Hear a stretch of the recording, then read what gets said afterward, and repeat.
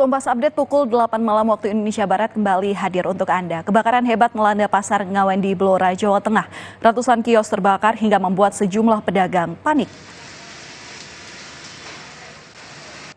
Kobaran api dengan cepat melahap seluruh kios yang ada di dalam pasar. Peristiwa ini membuat sejumlah pedagang panik. Mereka beramai-ramai menyelamatkan barang dagangan dari kobaran api. Petugas pemadam yang tiba di lokasi langsung berupaya keras memadamkan kobaran api. Diperkirakan ada ratusan kios milik pedagang yang hangus terbakar.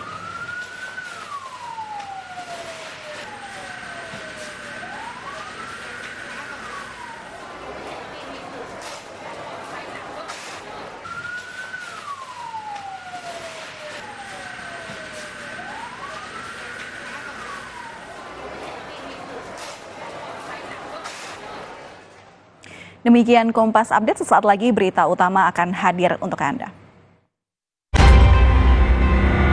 Kompas Update dipersembahkan oleh